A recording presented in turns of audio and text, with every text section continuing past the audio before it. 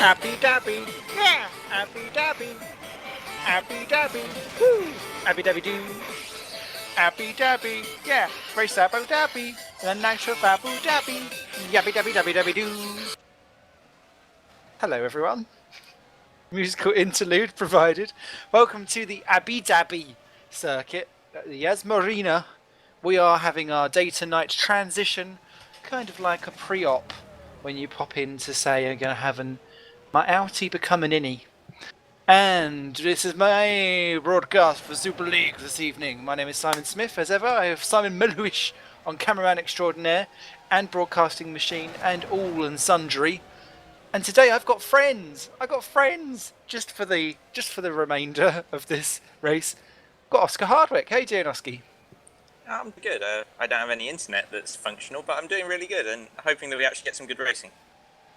Babidoozy. So you're not out on track for your Hawkeye wonders today. You got Mr. Mike Bell making his Super League debut. What caused all that?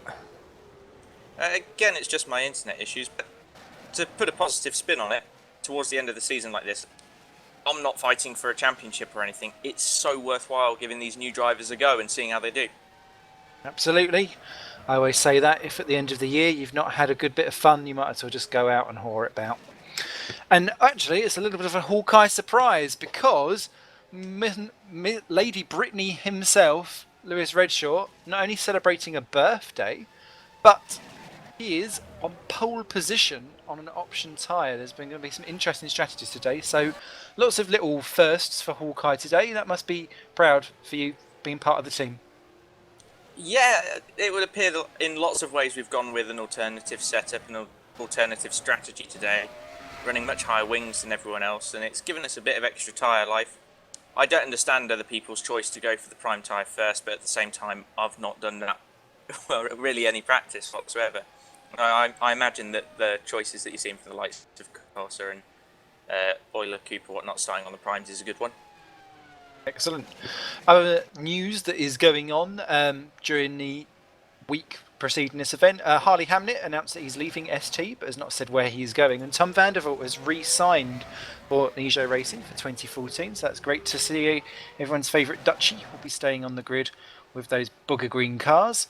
We've also got Stephen Diem, back in the Nord Zone racing car after debuting earlier on in the year. And Roy Schroten is in the Constant here today, which actually gives that team a presence they didn't have last time by. So it's good to see the numbers boosted back up to 23. Still only the one Constant, so constantly half-assed in their entry stats of late.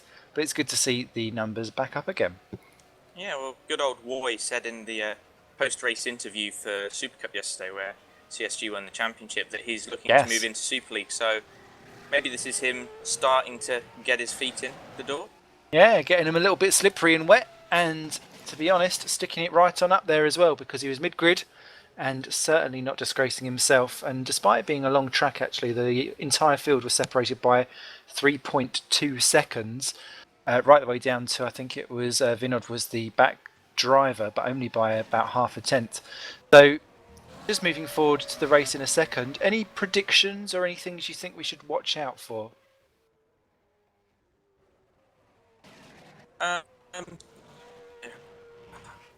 It's difficult to say anything other than watch out for Torrent after the last couple of races, isn't it? Has been a little bit of an ascension up the field. They've just been so dominant, and it's because they've started putting in the effort and they've got the car behind them now. It's been stunning so far. Look forward to that. They just waited for Dale Carrick, who is joining the ST team. Great to see him back in sim racing at a top flight seat. Raced alongside him many a year ago. It's always good to see old familiar faces return, a bit like a Pong that reminds you of Attention grid, all non-essential personnel leave the grid now. Leave the grid now, everyone. I'll turn down my R factor. Turned it up for that wondrous chiptune entry. 55 laps of high octane action around here. We'll take you through the grid. We go forward. Oscar's little tip is watch out for a filthy little Torrent Motorsport. I think this is gonna be one of those that will play out over a long period of time, and I think it's like a extended chess game, and we'll see the final pieces really bring the action all together.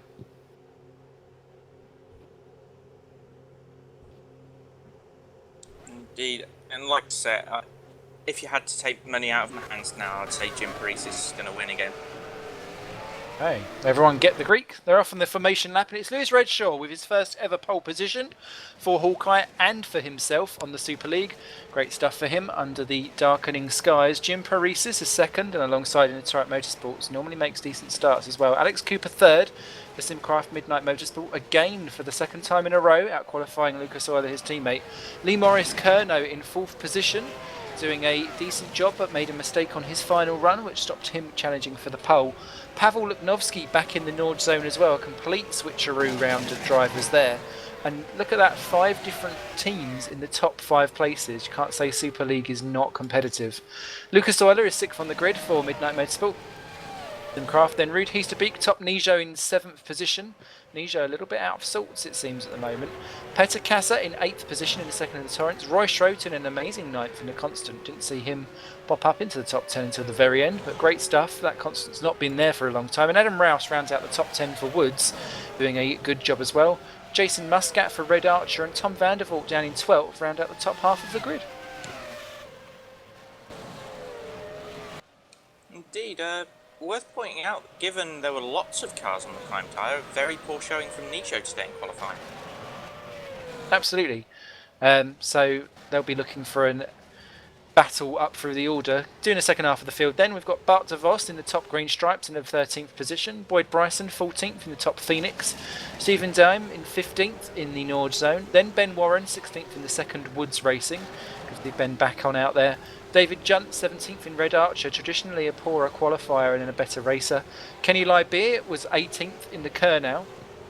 Then they was all within 2 seconds. Kieran Ryan was 2.1 down in 19th position. Mike Bell making his debut for Hawkeye in 20th place. Just doing a standing job there. Interesting stuff. We'll see how he gets on, because it really is bookending the grid, the Hawkeyes. Then it's Dale Carrick in 21st for ST on his return.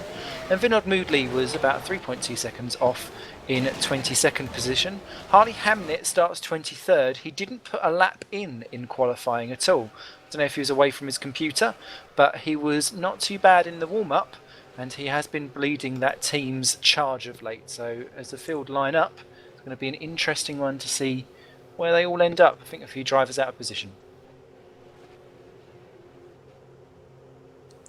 Just a quick point on Harley Hamlet. He probably didn't qualify due to the 15 place grid penalty he has for today. Ah, that might be why. Less bother with that. Here come the lights then, and the Abu Dhabi Grand Prix is... ping! Off and away they go, and look at Paris's lightning start. Blast straight past Redshaw, who's not too bad, and Kassa from 8th to 3rd. He's smacked from behind by Luknovsky though, who runs out wide. Kassa just rides across the wall. The other Nord zone's in backwards though, and that is Ben Warren, Mike Bell and Stephen Dime, and I think Dime is out. Bell is struggling to get going. Warren has got going again, so there's problems all down the field, but that was all kicked off initially by the Kassa being tapped from behind, and it's Redshaw leading from Paresis, Euler 3rd, Heesterbeek 4, Morris, then Schroten, Vandervoort from 7th to 10th to 7th. Then it's Kassa, Cooper down in 9, Rives in the top 10. Here they come down into the second chicane. Still pretty much as you were. Heesterbeek dives past Morris, Vandervoort poised Schroten, and that looks like Cooper just holds on there. Lybeer is past Bryson for 11th and 12th. DeVos is 13, then Luknovsky is rejoined in 14th place, having to deal off Hamnett, who's gone from last to 15th already and in the points. And in terms of actual retirements, we've had none. They have all got going again, but it's Ben Warren, Mike Bell and Stephen Dime with issues, as Luknovsky's off again, 19th, 20th position. He's having an absolute torrid first lap. How did that happen? Yeah, it tried to go round and hit one of the green stripes by the looks of it, so drama's there, and it's Redshaw that leads well clear from Paresis. Euler, then it's Heesterbeek holding up Morris, Vandervoort, Schroten, Cooper, Kassa and Rouse, your top 10 so far. You know, worth pointing out, Redshaw doing what he had to there. Only guy near the front on the option tyre went around the outside of Jim Paresis in turn 3. Really, really good power move and just using those tyres whilst he's got them underneath him. And you have to, because they're going to slip away. Copa runs out wide in 8th position, keeps his position for now. Rouse is battling with Lybeer, and Lybeer goes through and takes 10th position from Rouse in turn 3. Beautiful move there, different tyres, so again that seems to be a good one to play. That corner is playing havoc with tyre wear, isn't it? Because there's been so many issues with it. Muscat had to pit in the Red Archer as well, he's rejoined in 20th. Yeah, the track temperatures, and again the sweeping sections of this track that you have, one in sector 1 and another one pop up in between sectors 2 and 3. It's so tricky because you put more load into the tyres than you're expecting to. Nightmare to set up and then a nightmare once you get going. Cooper's got round Schroten for 7th and 8th down at the end of the first mini straight, and it looks like Kassa's going for Schroten too for 8th and 9th, but Schroten holds his own. He's on the prime tyre, option tyre, so he's got the grip for now and therefore the speed potentially. Everyone else soldiering through, not so bad. Junt and Hamnet nearly collecting each other in a bizarre move from Hamnet. That was never going to work. Elsewhere, Luknovsky has rejoined in 21st position. I think he's been into the pits. Diamond Warren have both been in as well. Well, Warren definitely has. I think DM was okay. So end of lap 2, Redshaw leads and he's opening the gap. That has gone well out, 3.5 seconds. He's got to put the hammer down, and Paresis is having to battle with Euler, which is only holding them up.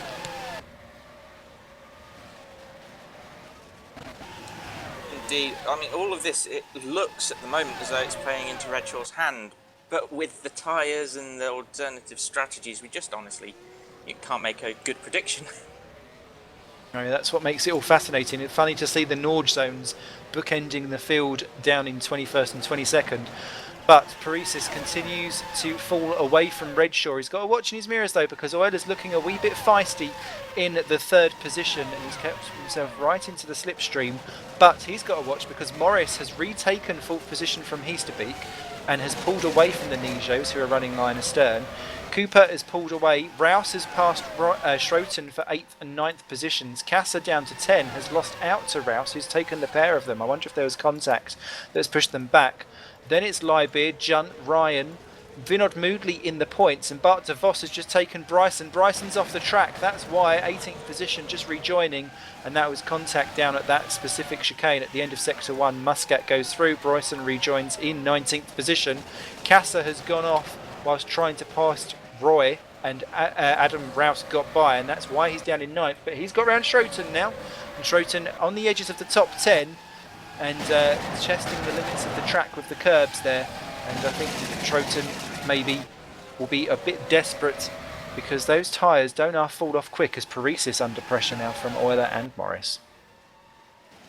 Indeed, and another thing to bear in mind for Petter is he's probably had an off there trying to overtake Roy with potential rear end damage after the contact in turn 1.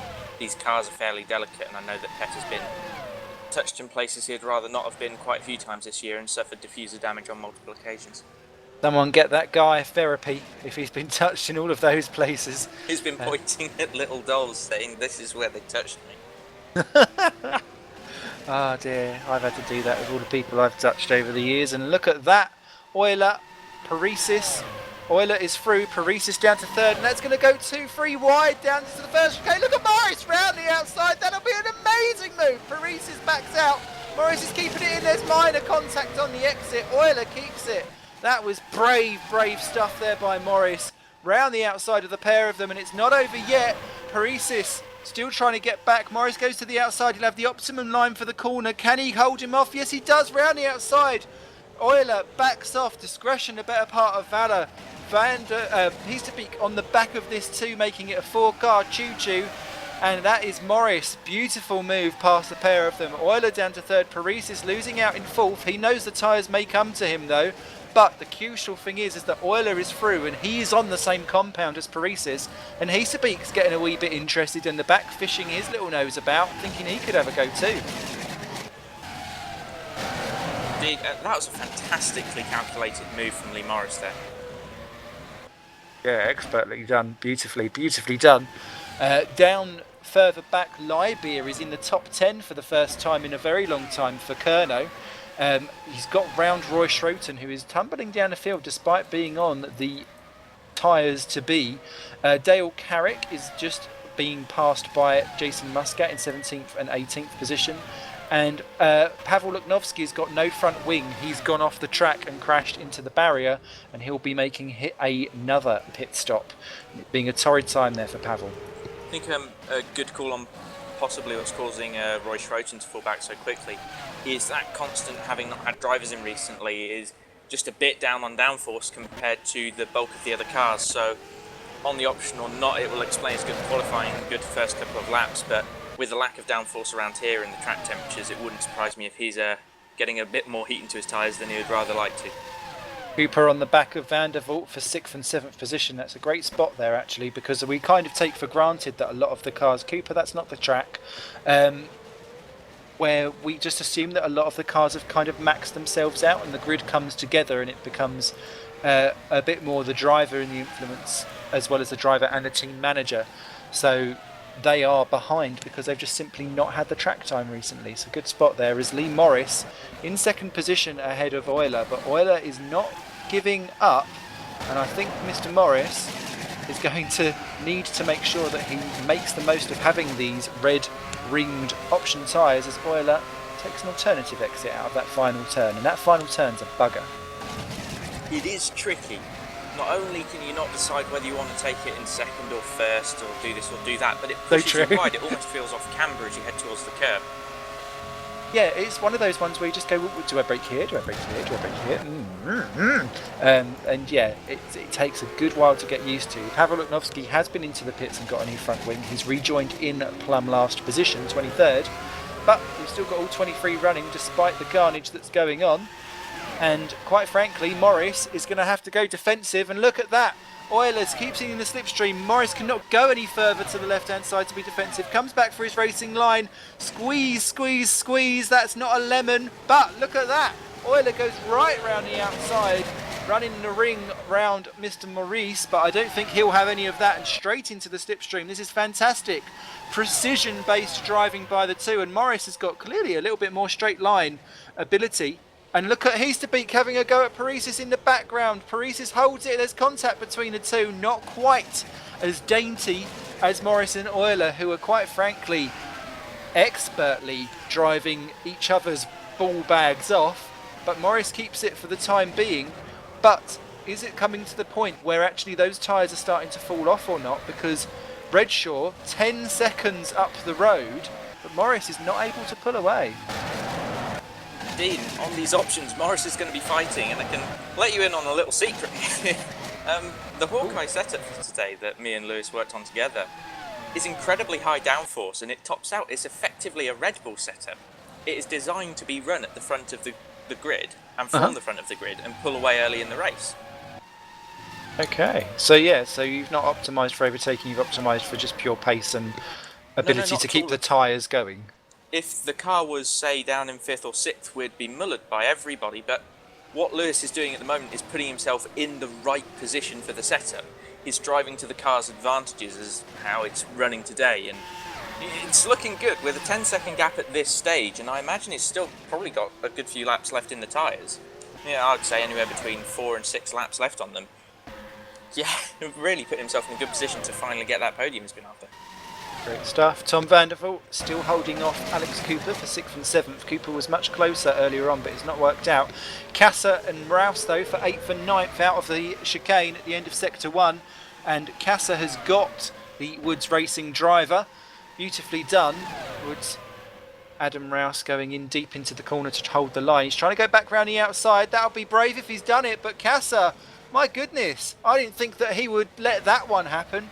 Kasser, who has one of those records that's just being able to keep the car together, and Rouse needs to make sure he doesn't do that switching on the exit of a corner, because otherwise he won't keep it together.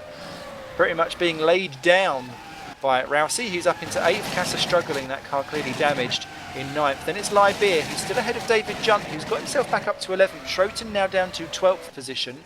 Kieran Ryan has got round Bart de Vos for 13th and 14th. And Redshaw is in the pits. What's he popped on, Oscar? I'd imagine he's gone to the prime. Unfortunately, I'm spectating, so I can't see He has the indeed. tyre compound myself, but I would imagine it's the prime tyre. That is very, very true as he pops out from under that pathetic pit entrance and rejoins in 9th position. That's quite crucial because Kassa and Rouse are about... Oh, they're not very far up the road at all, if I'm honest. But he beat out the Libeer, Junt and Schroten battle, which was key, because that would have held him up more. But Kassa and Rouse were already scrapping at each other. And I have a funny feeling... Yep, Heasterbeek is ahead of Jim Paresis. So that's happened down at the end of the first sector of this lap, lap 8 of 55. And Paresis taking... Heasterbeek taking an unusual line to make sure that he doesn't go for it. There's a green stripes off, and I think that is... Is that off? Don't know, but Mike Bell is in the pits too and has just rejoined in 21st position.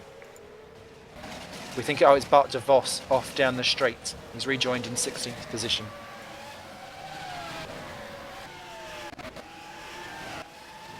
The Redshaw has rejoined in 9th. It's currently Lee Morris still leading the way from Lucas Euler, just about. Heasterbeek 3rd, Paresis 4, just 2 seconds separating that 4. Van der Vault is in 5, still holding off Cooper nicely. Then it's Rouse, Kassa.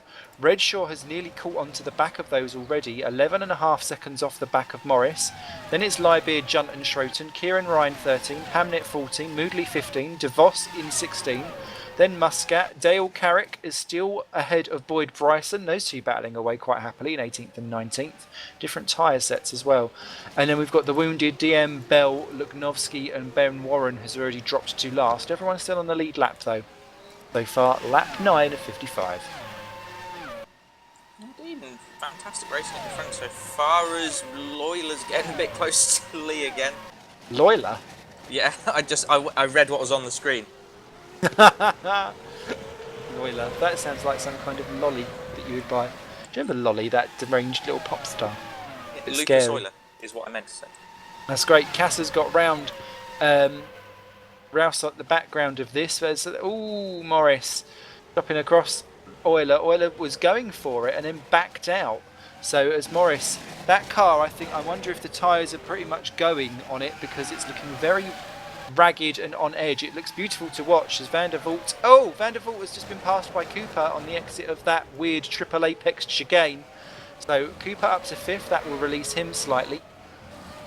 And Junt has got round Libeer for 10th and 11th at the same place. So it's all changed just before pit stops. And I wonder how many laps we'll see before Morris comes in. And I'll be very interested to see exactly what the official stance is on that final 2 right-hand corners at the end, because I keep seeing cars, all different cars, running out over the white lines on there, and I'll be interested to see exactly what the stance is on that. It's worth pointing out, and I understand there's been confusion over this in the past, that the rule at GPVWC is that you need 2 wheels on the curb, and the curb is deemed at this track as the red and white stripes. So the white line itself is not what's important, it's the curbing that we're looking for. It's when people put 4 out onto the Astro, or don't get themselves off the curb when they abruptly stop, that it's cutting, as Lucas Euler looking to make a move on Morris again, coming in sector 2. He is indeed. Morris goes very defensive. Thank you for that, Oscar. That's useful insight. I think Euler's going to try and go for the long haul. He needs to be careful because look, the beak's got his nose in. The nose has got his beak in, one or the other, as who's that changing? Cooper has gone off and Heasterbeek has retaken that position. That'll be interesting. We'll see how that plays out because Cooper's cut the corner slightly in response. Oh, Heasterbeek! I thought he wasn't going to stop there. That was such a close pulling in. Tom Van der Vault and Cooper side by side, and Van der Vault round the outside of Cooper for 5th position. I think that was a reletting back through of the position. Cooper having to really recover his drive. And Euler, that's not going to work. Can he rejoin in front of Heasterbeek, or is he going to re-rate? Yes, he is. Oh, Heasterbeek up into 2nd position. Euler, that was a stab in the dark, and unfortunately that's not always the best way. It had to happen one way or another, but Morris keeps the bottle cork on this quartet. It's helping out Redshaw though, because overall he's gained a second since he's popped out of the pits. He's 10.4 back, and Morris is getting rid of these faster tyres and not really pulling away, even though Redshaw is on the slower ones. David Junt into the pits from 10th position. That will help Lybeer and Schroten out. Also worth pointing out, Paresis dropped off a bit there. He had a huge moment coming through the final corner. Great stuff, great stuff. David Junt looks like he's going to rejoin right in with the Green Stripes battle and his teammate. That'll be interesting to keep note of at the lower end of the points table as Heasterbeek is being hoovered up into the slipstream of Morris. And Rude, how is his manners going to be when he hits the braking zone for this next hairpin chicane shenanigan? I'm not quite sure what you call some of these corners. They're just kind of bouncy bits. And look at Lee. Gets defensive, retakes his line. Rude kind of sizing him up. It didn't take Rude very long to be decisive on exactly what move he's going to take. So he made more of a stab than it took Euler to have a stab anywhere apart from that chicane, and I think Euler's fancying another go at that same move, but thinks better of it. How do you assess these drivers? Which one do you think is the stronger in terms of wheel-to-wheel action? In terms of wheel-to-wheel, I, despite Manicore, would rate Rude as the most capable of the top three at the moment. Lee's obviously very good. He's got a history as Heasterbeek makes a mistake there, which is going to open the door to Lucas potentially. But Lucas is very good at running around at the front because he's been in that midnight, and that's what it's been good at. It's what Lucas is good at. You can't take away, he's still a great driver, he can still overtake, but Rude's probably got the most overall ability of the top three. Lee's aggression sometimes gets the better of him, as we saw back at Turkey with Tom van der Voort. So I would rank Rude most highly on an overall basis of the top three at the moment. Jason Muscat has just pulled an awesome move on Vinod Moodley and has taken 15th in the final points position. It's also worth noting that behind this leading trio, as Paresis is a couple of seconds off while he recovers that car, is Rude having a stab? Nope. But behind, you've got Tom van der Voort in 5th, Kassa 6th, Cooper 7 and Adam Rouse in 8th, believe it or not, all battling away over the 5th position in an equally fraught, close train together. So you've got to be a bit cross and boss-eyed around this track to keep up with all of the shenanigans. Cooper was really hounding Kassa at the end of the last lap, so I'll be interested to see how that comes out. Redshaw sitting just behind. That's the first lap where he has lost time to Morris. So here comes Euler down the inside of Heasterbeek. Has he seen it coming? There's contact between the two. Heasterbeek's going to keep his foot in and chop off the apex. And well, Euler, I was overtaken with a move like that down into the corner, and I wasn't expecting it, and I actually made contact with someone. Probably didn't help anyone. You've got to be compliant if you're doing a move like that. And Cooper all over the back of Kassa for 6-7, and Rouse is there in 8, fancying an entirely different compliant move at the end of the lap. 12.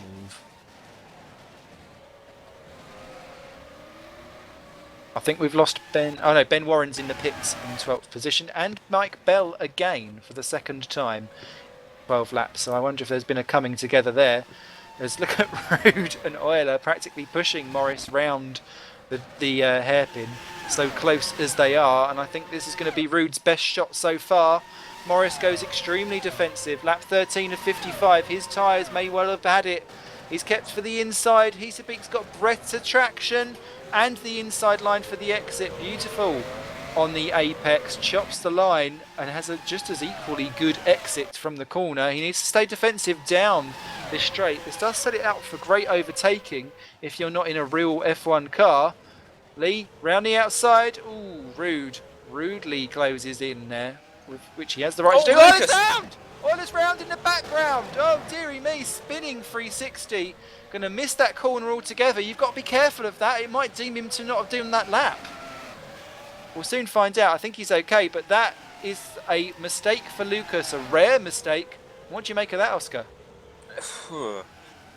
Well, I'm not really sure. It's easy to do. I know that the grip levels fall off as your tyres tend to go around here. It certainly did for me. I had a couple of spins yesterday, but unexpected mistake. And I guess again, you look at Lewis Redshaw, who's the only one on an alternative strategy to the guys in front, working out perfectly for him if someone who was in the podium fight is throwing himself out of it. Absolutely. So, tyres don't grip when you're in the air. That's probably a good assumption there from cameraman extraordinaire Simon Melwish. But yeah, interesting stuff. Rouse has got round Alex Cooper, interestingly, for 7th and 8th position. So Cooper's had a go at something that's not worked. In all of that, Redshaw is still within 11 seconds, but he's now caught the back of this as Ben Warren is our first retirement with a disconnection, it looks like, from what was second last position. So a shame there for Ben. And it looks like there is a certain Tom Vandervoort under pressure from Peter Casa for 5th and 6th. But Tom, great on the brakes, actually. Yeah, the Nijo car is one that everyone's spoken about being strong all year long, and it's not in vain. It's an incredibly good car, and although there's still only very subtle differences, as Petter. Ooh, no, you're going to have to give that one back, mate. You went off the track, and he does exactly that. Always the gentleman. Beautifully slots back in again ahead of. That's so easy to do, is that you're so gentlemanly giving the position back. Through would have gone Adam, through would have gone Cooper, and you'd be like, oh, and he's having another go. Ooh, gently taps the rear wheel. Look at Rouse getting very, very involved there. Great to see a fresh, well, not a fresh face, but a fresh car and driver combination battling it out again in this top 6 position as they lap the Norge zone. And Lee Morris, as Oscar says, has popped into the pits, and that's the first one of this next crowd to come out, and Morris will rejoin quite a long way behind Redshaw, and that's good for Lewis, who's now joined the back of this 5-way train, which is not so good. And we've lost David Junt in the Red Archer. He's just crashed out. This is, if anything, the worst position for Lewis to be in at the moment. Oh dear. Scary Very stuff. nearly took out Cooper. Indeed, Harley Hamlet has just had one of those weird brain fade moments where it's like he's just kept going and smashed into the wall. So he's out for ST as Peter Casa has another go of Vandervoort. Vandervoort, that's not the racing line. Oh no! Rouse, and Tom in trouble. Lewis Redshaw is negating that, and look at that, he's round Cooper as well. Lewis Redshaw picks off 3 guys, 3 very crucial guys, all at once. Cooper then goes behind. Rouse is 7. Vandervoort, the big loser, in 8th. Morris is looking at all that, lapping it up in 9th. And there was someone else in trouble. It was Vinod Moodley into the pits and is rejoining just outside the points. But my goodness me, that is crucial for Redshaw, and now he needs to get a certain gap to keep himself away, which he's not being able to do because Cooper and Rouse are keeping him honest. Indeed, again, Lewis only a few laps onto those. Well, I say a few laps. He's got enough to have heat in the primes. Maybe he's just struggling with the grip change still, but you'd think he'd start to pull away a bit now because he has been holding pace with the leaders when he had the clear air. Definitely. Oilers in pits as well. Very well due tyre change. Interesting to note actually how long Lee Morris was able to go on those option tyres and still be relatively competitive for him in terms of lap time speed, and Schroten is still going around on those option tyres and he's not pitted, and we're on lap 16 that we're starting now, 55. That's quite a way. Yeah. And would you look at this, Torrent 2nd and 3rd. Your little You'd think tip they're for the having an day. off day until they do stuff like that. Bless. Easterbeek 3.8 clear then of Paresis. That's interesting to note. Casa 3rd. Redshaw with his pit stop now in 4th. Cooper not able to get him down on the first straight in 5th.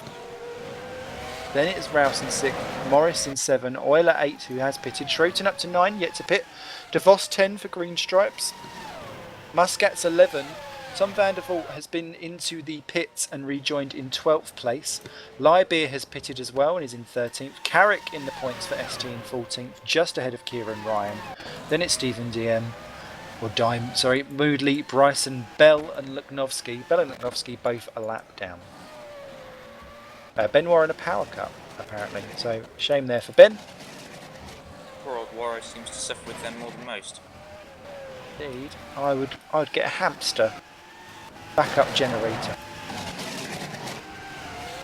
Oh, as Tom Vandervoort does a great move on Jason Muscat for 11th and 12th place, and that's important for him to pick off. He needs, because he's now got 7 seconds of clear air before he hits anyone, and Rouse is into the pits, this time by from 6th. It'll be an old strategy game. It always was going to be with this race, and particularly when you saw the different, well, very alternative tyre choices coming into qualifying, you knew it was going to be one to watch.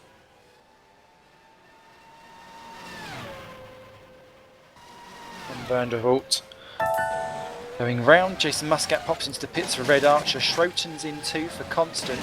And I think Rouse is going to keep his position ahead of Tom. Indeed he does, and he's rejoined on the prime tyres and is well clear of Tom van der Voort. So that's worked out, staying that extra lap.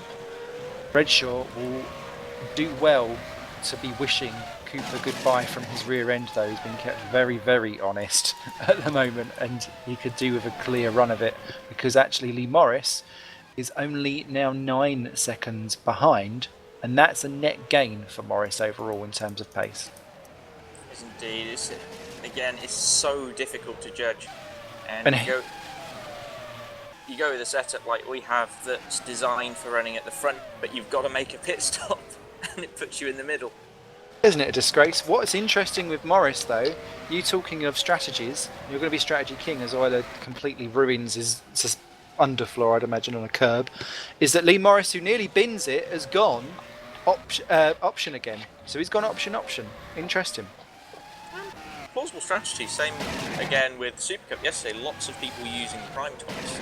I opted to use the option a couple of times. It does heat up a lot, but it still has that optimum grip, and if you can maintain the temperature well enough, then it still does a good number of laps. It just overheats a bit. Definitely is. Kieran Ryan's off the track in 15th place, just rejoining himself. So that's interesting. How much, I mean, especially in a race with these types of weather conditions and so on, we're in the middle of a desert, in theory. How important is it, as David Junt has retired? Oh no, he's already out. Is the ability to drive within the life of your tyres? It's very important. I mean, Super League is in a not necessarily privileged situation, but an ideal situation, in as much as the races are long enough to experiment with strategy. So if you are ruining the tyres, you can do an extra stop and go for outright pace, or you can try and conserve and do a couple of stops less. It's all viable, but you know, I think really you're going to see everyone using the same style of strategy towards the front, and I'm expecting Lewis to do a good old way on these prime tyres and hopefully stick with the same strategies as the guys around him. Good battle for the wooden spoon. Mike Bell versus Pavel Luknovsky for 19th and 20th. Luknovsky clearly has the pace. Doesn't seem to be able to keep his front wing on, and he's having a go at Bell. Bell goes defensive. He's gingerly making his way through this first Super League race, and he's kept the inside line nicely. Luknovsky's not. He's just about learning from his previous lessons of front wing failures, but he needs to make sure that he takes a good stab through. Pavel, an experienced driver, but just having a real off day at the moment, and fair few drivers coming around to lap them, so that could be a good opportunity.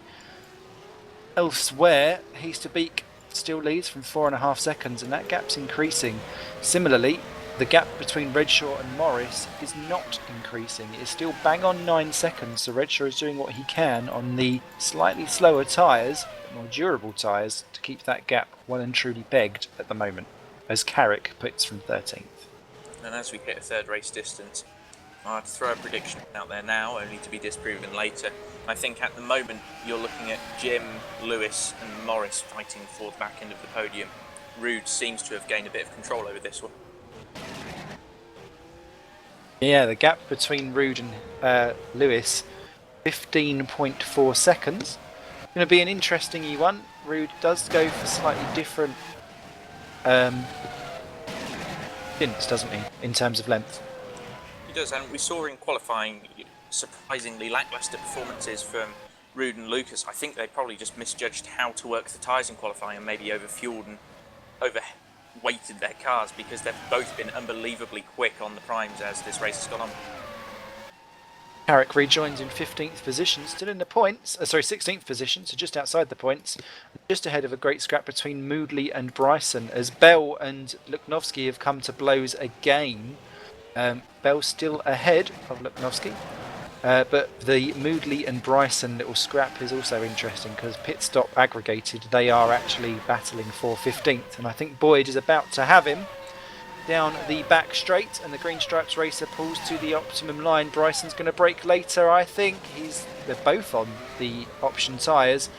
Boyd takes that position nicely, and Vinod gets out of it in a not particularly ideal place to be lapped there by the Turret Motorsport of Jim, which will only play into the hands of Rude. Indeed, and we've not seen Rude win a race for a while. We've not necessarily seen him on best form since, say, Manicourt, where he took the win on the track but got penalised back to second post-race.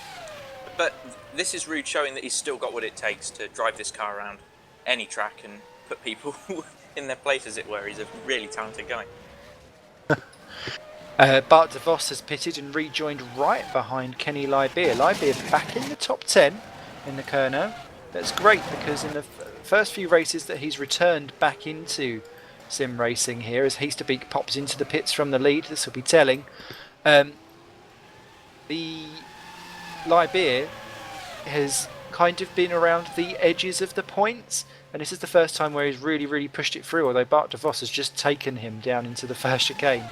But edges of the top 10 looking very nice. Jim goes through to take the lead then.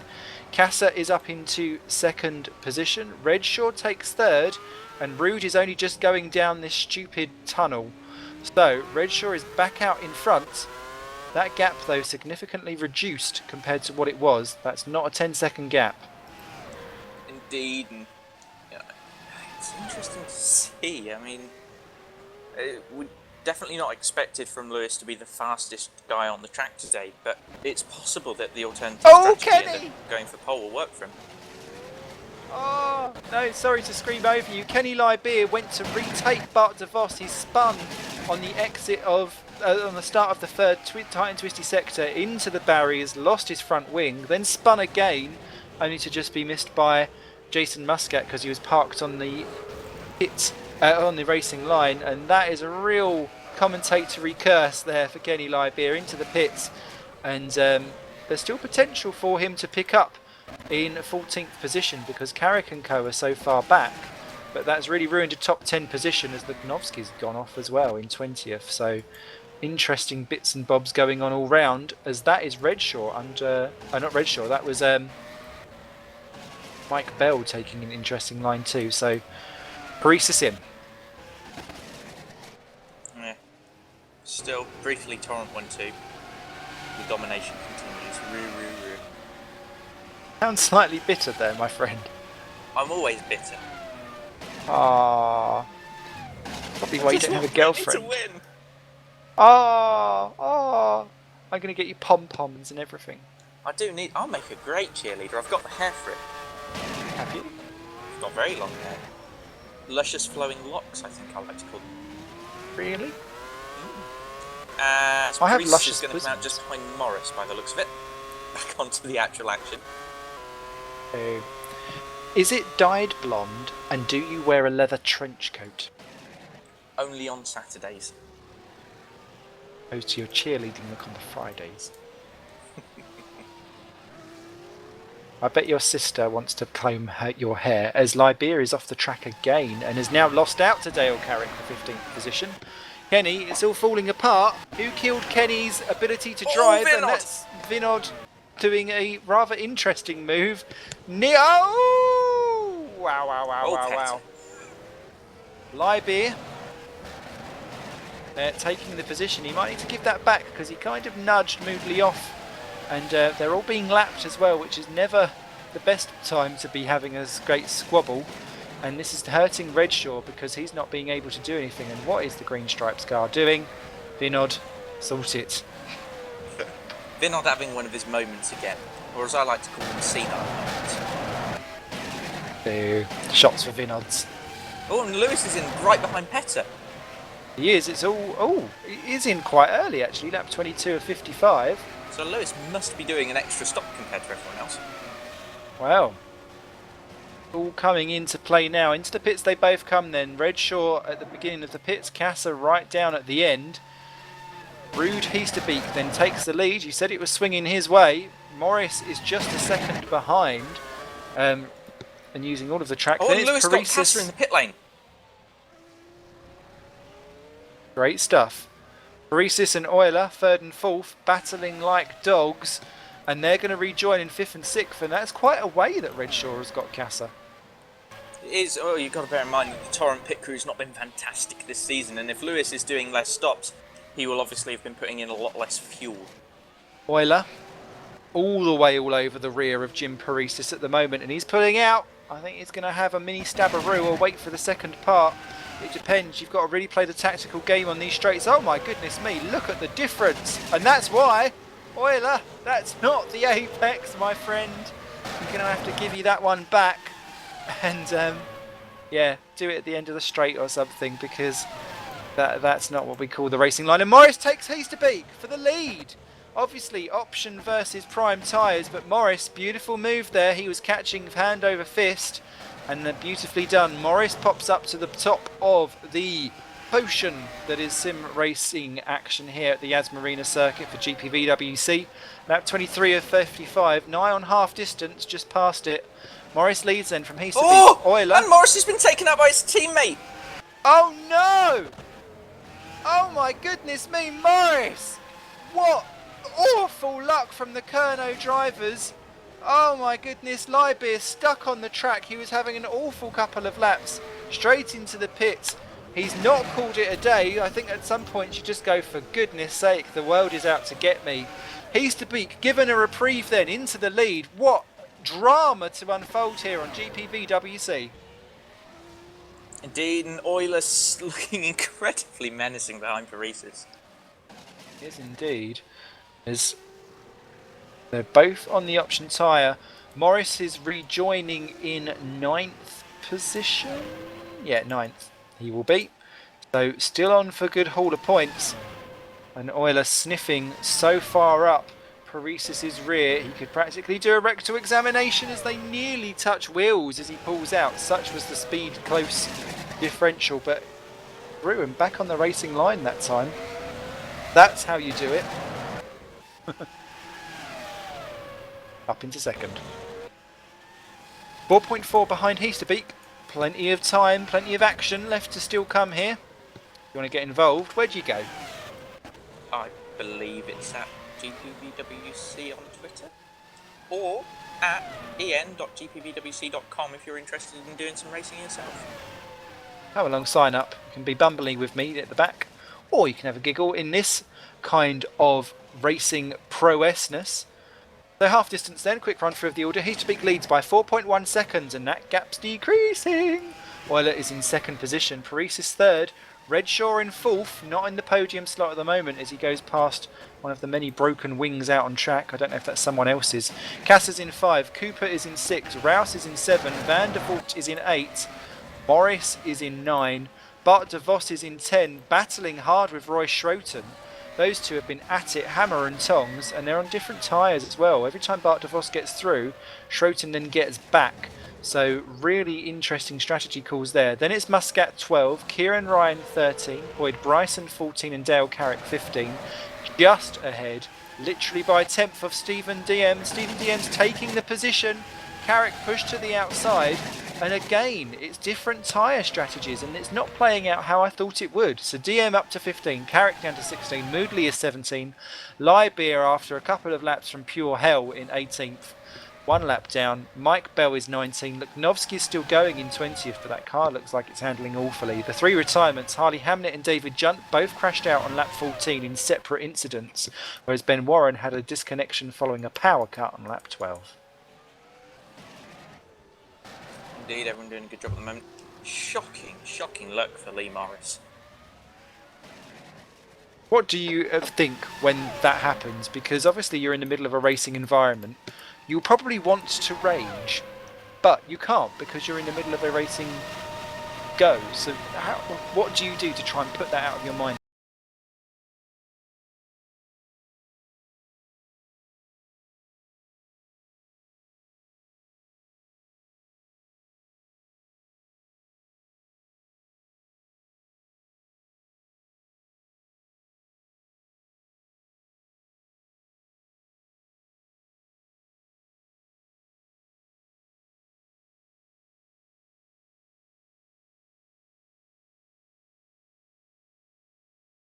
going for the time being. Schroten versus DeVos for 10th and 11th.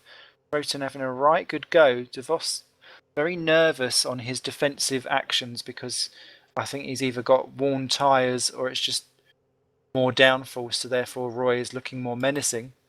2.9 the gap between Heasterbeek and Euler at the moment. Indeed. Just a little shout out to Bart de Vos and Roy Schroten. These two guys are in underdeveloped cars as opposed to those around them, and are doing a fantastic job to be right in the thick of it in the top 15, getting solid points. Yeah, do love a shout out. So yeah, big shout out to you guys. As Carrick takes 16th from Vinod Moodley, who's off the track. Joined again just in 17th, so he goes a lap down as the Nijo and Co lap this battle just on the outskirts of the points. Euler's lost a second this lap, so really is swings and roundabouts, and then he's got to negotiate that traffic as well, and especially around the tighter, twistier circuits. I mean, we've seen that traffic plays an issue already. As Schroten and DeVos again side by side for 10th and 11th. We're going to have the visuals back with you very shortly. DeVos goes defensive. Schroten's going down at the inside at the end of the second long back straight and takes the position beautifully. How long will he stay up front though? Because as soon as they get in front, they kind of go, oh no, after you, sir. And switch back round positions again. So that one could well run and run. That they don't have DRS, so there is an advantage to be in front here. Yeah, exactly. F1 related jokes. As Schroten does, just about keep ahead. But again, they're not touching each other. We've seen some great side-by-side action in general throughout today, so that's great. Indeed, and DeVos and Schroten both absolutely... Attention grid, all non-essential personnel leave the grid now. They know the drill, and I have no doubt that they know how to race each other well. Unlike the shenanigan that's going on between Carrick and Moodley, both of them completely missing a corner whilst letting through people to be lapped. And actually what's ended up is that Moodley has retaken Carrick for that just outside the points position. But when DM comes into the pits, because he's slightly off cycle to everyone else, that will end up being the final point. So it's quite key to make sure that you don't bugger it up. Indeed. I don't know. Poor Vinod has not got the best car in the world or the best support from the team, but he does just cause more problems than he saves himself, doesn't he? I think some people, you know when people are just like trouble magnets with no specific reason, but like if there's going to be a lap 1 incident and there's going to be someone that is then a bit like unlucky and caught in the middle of something, it's always the same people that pop up regardless, and you start to then know that you're going to be involved in it, so you almost think yourself into the accident. Yeah, I think as well we've seen that a bit recently with Tom van der Voort, who's been very naysayish about how the races go for him, and in doing so, even when he's got good pace in his practice, is getting himself into trouble that he doesn't need to be in. Yeah, I think there's a lot to be said for your mental state. Could be a lot to be said about the Phoenix F1 team that could be in a mental state, because Bryson and Ryan are side by side, nigh on for 13th and 14th position. Now got the visuals back. Apologies that the overlay will be slightly skew with. Funky diddly do. But we will do regular run-throughs of the order just so that you're comfortable with where everyone is. Still 20 runners and riders remaining. Only 15 score points in the league. In everywhere, to be honest. So as well, and currently the top 4 separated by 8 seconds, so Redshaw can't be discounted yet. He's been closing up slowly, as has Euler on Heasterbeek. Heasterbeek must have made a mistake there, he just took a chunk out. Yeah, it's been coming for a while, almost a second a lap, but they had so much traffic to negotiate, and now they're back in clear air again for a little bit. Suddenly he's been able to focus. Earlier, give Euler some clear air and he's just unstoppable. Would you say Lucas equals Vettel? No, because I don't want to be mean to Lucas. He's not a bad person. In terms of driving characteristics, not in terms of being a knob. Very similar. I mean, you put Lucas at the front, if he can get away, then he'll do a stunning job and he'll win the race. We saw that enough times this season as he gets a bit nosy with the diffuser there on Rude's car. Yeah, different lines entirely around that. I don't know if Rude had just gone in deep or not, but he's going to have to go defensive. Euler has seen so many rear wings at close proximity down that straight. He's got the inside line. He's to beats not contactables, but Euler stays within the lines, and he'll be able to keep that position. Slight love nudge under the braking zone. Rude going for the switcheroo at the end of this straight, and a much better exit actually, but Euler much better on the brakes, and you could visually see the difference between the two. Lucas holds it for the time being, but careful, that's where you went off last time. And that is not quite the racing track there. But up into the lead for now, and Rude nearly being caught out. You can really see the different ways how you attack the different corners and how each driver has their own preferred line. Indeed, and through that little triple apex bit there that caught out Rude, if you get the dirty air off someone and understeer, you're just going to hit that curb and you cannot slow the thing down. Yeah. Happened to me, even in the piddly cars.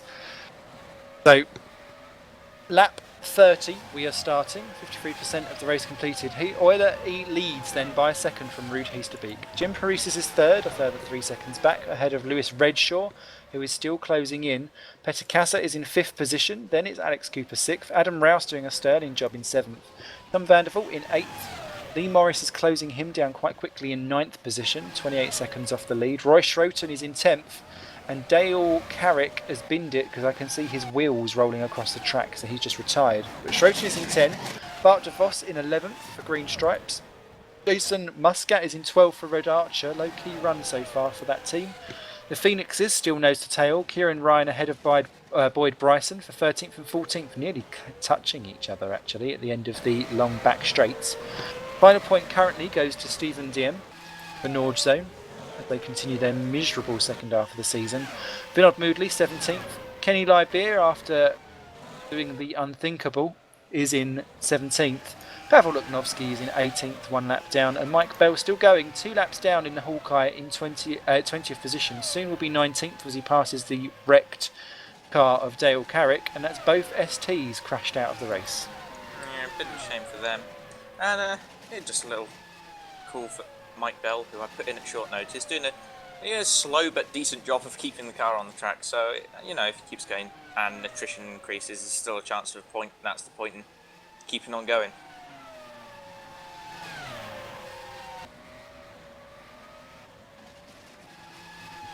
So, what we got going on? Well, Lucas is running off. Yeah, he is up to a second already. But that's the first time that he's actually gone faster than Redshaw as well, albeit by 10th. As Morris laps his teammate, and Lybeer could not have got any further out of his way this time than possible. Quick, where's Pluto? If I was Lybeer, I would have pulled over, stopped and turned off the engine if I'd seen Lee again. Bryson's and over. run. Yeah. Bryson's over. Oh, Vandervoort's had a huge off. Oh my goodness. Exit of turn 4, he's gone out over the curbing that unsettles the car and he's gone flat into the wall. That is a massive accident. Lost his front wing, but somehow all 4 wheels on the car. Quite impressive. Well, it's because he's not in a Super Cup. He's got to make sure that he stops for that corner and doesn't then rear end Mr. Morris. That keeps it going, but well, we said it about Tom, didn't we? That he's got himself into this funk where actually he's waiting for that accident that happens each race where he spins, and you get into that kind of beaten down, brow-beaten position in your mind, and it happens. And it's such a shame.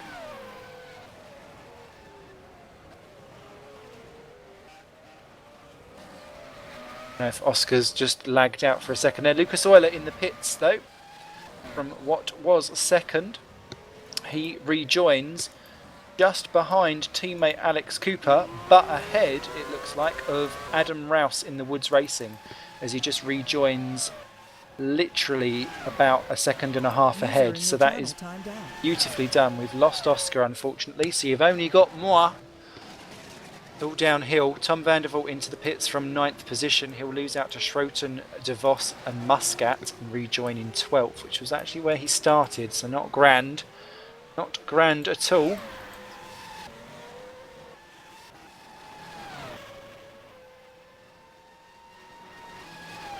Beek leads then by 3.6. For Euler, he's just got to work out exactly how things are going to happen. His teammate is the next car up the road, 3 seconds up the road. Then it's Casa. So it's going to be very much how the traffic plays out for him. And actually, if Boyd Bryson doesn't smack him up the rear, which is what nearly happened there with the other sim craft driver of Cooper. Lap 32 then of 55. Thanks for joining us on this broadcast on Sim Race TV. My name's Simon Smith. We've had Oscar Hardwick with us. Our cameras are still being done by Simon Melhuish. Thank you for staying with us through our technical difficulties. High-speed game of chess is going to sort itself out over the next half hour, minutes or so. Still several key players left to show their final hands. It's Ruud Heesterbeek that leads from Jim Paresis and Lewis Redshaw. Petter Kaza, Alex Cooper, Lucas Euler and Lee Morris are top 7, with Adam Rouse in the pits from 8th position. I still say any of those top 8 have a good chance of getting a potential podium position, maybe. Should the worst happen to some people, because it could well happen. Then it's Schroten in 9th place, De Vos 10, Muscat's in the pits from 11, Van der Voort is 12, Kieran Ryan 13, Stephen DM 14, Boyd Bryson's pitted and is in 15th in the Phoenix. Then it's Leiby, Moodley, Luknovsky and Bell, your runners and riders in this Grand Prix. And the darkness continues to descend. Floodlights come on.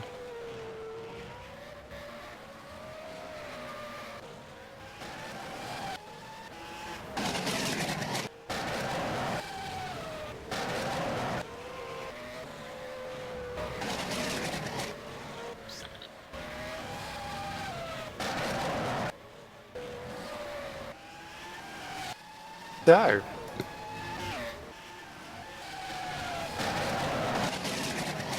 quick scanneroo on the battles. Rouse has rejoined right ahead of Schroten actually. That should clear itself up. DM and Bryson battling over 14th and 15th. It's been a real sorry decline for the Norzone team over the course of 2013. Jordan Weeks not at their helm either. They're not even poking around at the top 10s these days. Havel is normally a very, very competent driver, but he's just had a sheer nightmare of a day. Front wing losses. And Schroten's off in 10th position on the final corner. Let's have a look at what happened there. Ooh, yeah. Bumped over the curbs on the exit.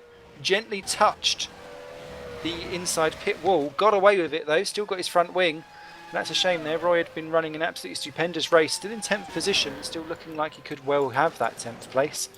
But that is time lost. And confidence lost as well, but he completely took the wrong line into that corner, bumping over the inside curb to avoid Adam Rouse that he was having a go at.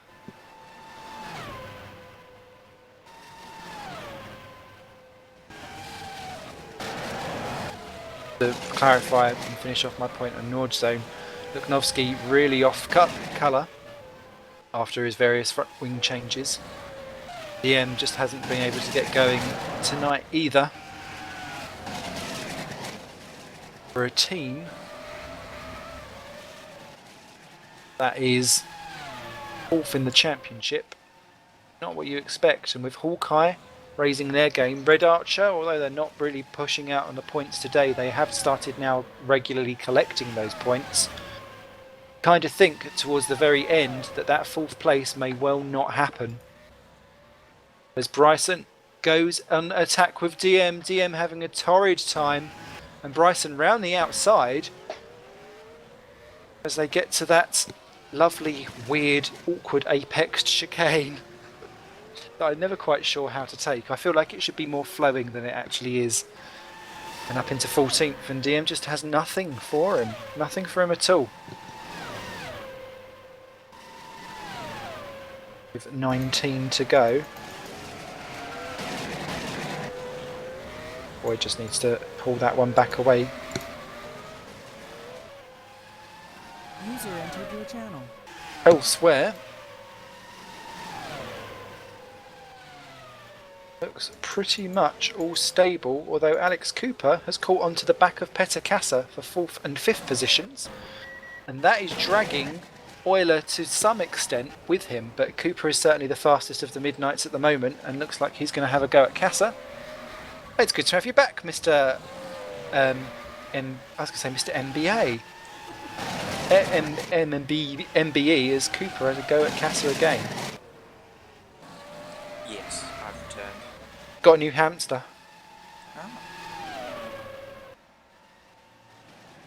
Poor Oski. I know. That was bound to happen, though. That's why I It didn't was. race. You done well. You done well. That's true, actually. See, so in reserve, you have given Hawkeye potential to get more points than what they would have done had real life alternatively happened. I suppose you'd be a bit annoyed if you didn't disconnect. Yeah, I would really. I'd have just pulled out the cable in the last lap if I hadn't and gone, see, it's fine, it's fine. Screw you guys. Kassa's still defending and having to defend now quite heavily from Cooper, taking the I've got the fattest ass possible down the straight route by going slap bang down the middle. Does work a treat, especially if you do have the kind of rear end that I have. Wailing it all about. Twerking down the home straight. That's something that everyone should try at least once. But what it's doing is actually slowly starting to push this little battle when they get a little bit more involved into Euler's hands. So we'll keep a beady wee eye on that one because everyone else nigh on spread out apart from the Bryson and DM battle right at the very back, which is still relatively close for now.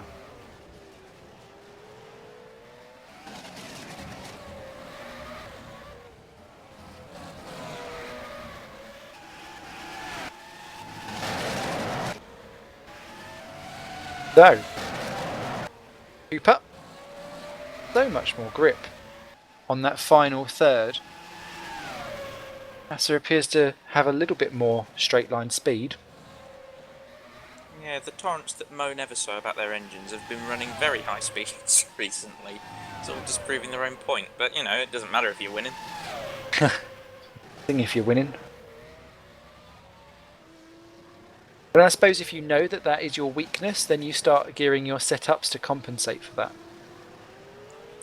To an extent, but I don't see why you would try and push yourself towards acquitting a weakness when you could capitalise on strengths that you have already. I suppose that's a really interesting debate as Bart DeVos pops in from what was 9th position for another stop. I suppose that depends on how you want to run your car together or as a team or anything like that, because it's going to be... I would try and compensate for my inability to drive by going for something that gives me as much grip as possible, and I would sacrifice straight line speed for that. Maybe this is why I'm down at the back of the grid regardless, because I'm not playing to my strengths, which is essentially being able to push the throttle. Well, it's strange. I mean, you look at Torrent, they've just gone the past few races, we will be the fastest in a straight line, probably. And stuck to very similar setups. And I'm one that sort of tries to adapt it to the track and the car and all sorts of things every race. Because if you remember at Indianapolis, Lee Morris was getting very angry at the fact that Lewis was about 20 kilometres an hour faster in a straight line. We had no wing whatsoever. Awful in the middle sectors, but going down that front straight absolutely ruined everyone's day. Whereas here, we're running the highest wings and have the lowest speed of anyone. Oh look, there's a swing. Oh hello, roundabout. I suppose there's a little bit of half a dozen of one, half of the other.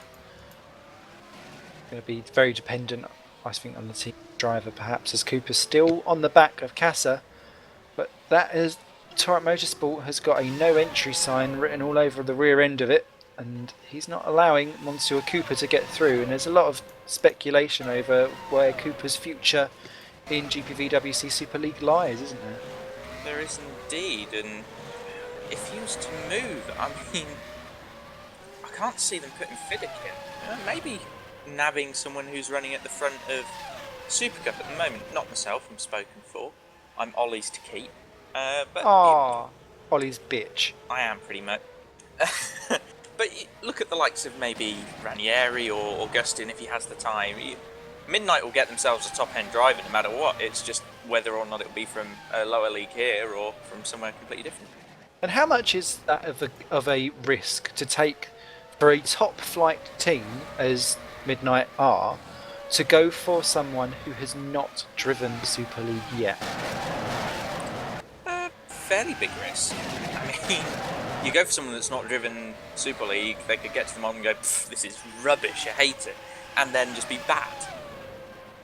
Or hate it because they're bad, or one or the other, who knows. But it's always a risk, but you know, if Cooper's planning on leaving or they're planning on kicking him out, then they're going to have to do something along those lines in a hurry.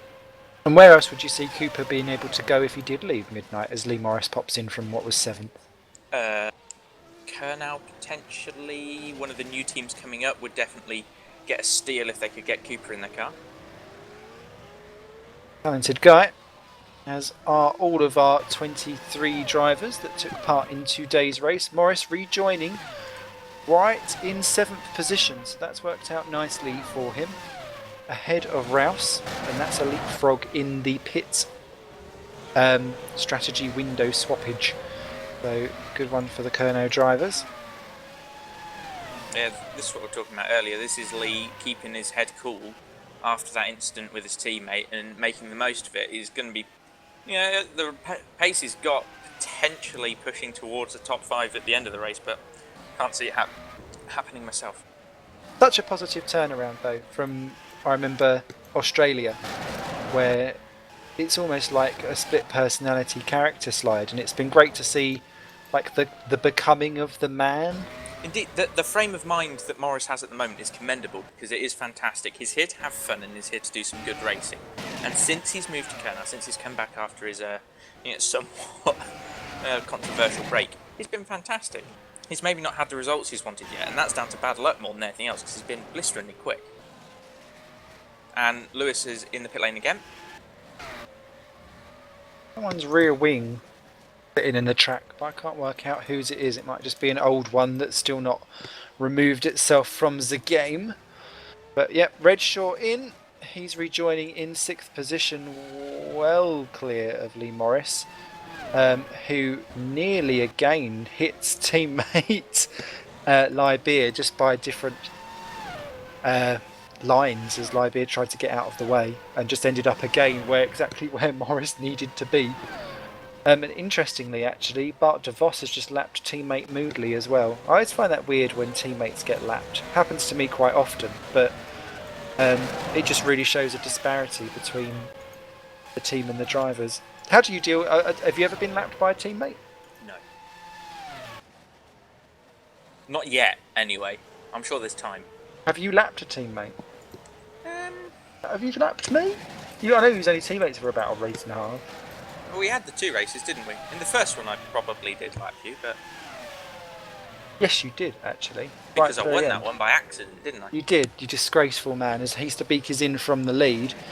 I mean, I expect myself to be lapped, but it must be very difficult when you're at the top flight and you're being lapped by your teammates who you know has got identical cars.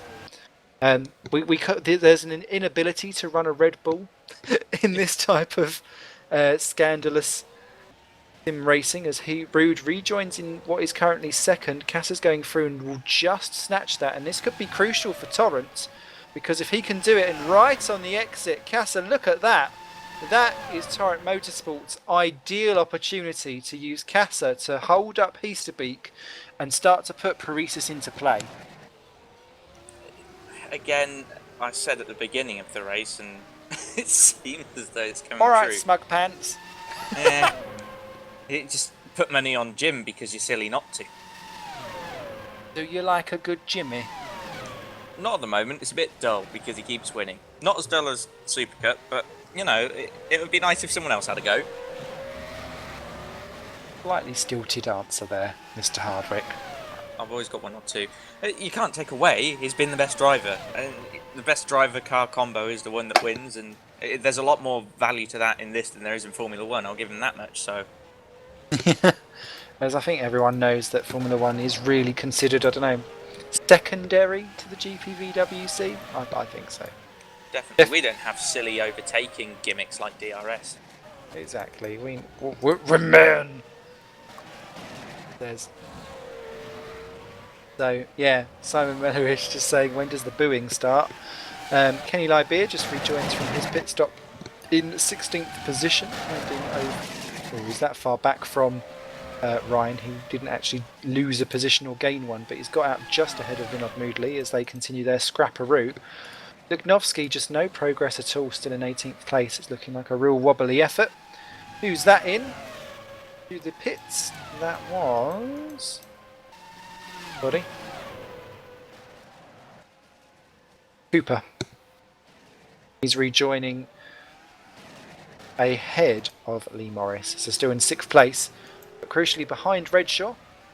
Still keeps a decent pace between them, but currently it is looking very much like Paresis is the man, because Kassa is making Heasterbeek wait patiently behind him. Yeah, Euler still potentially could come into play late on in this one. Still got 20 laps remaining. Good old long race, but yeah, I'm just making noises now. I still think Paresis has got it at this stage.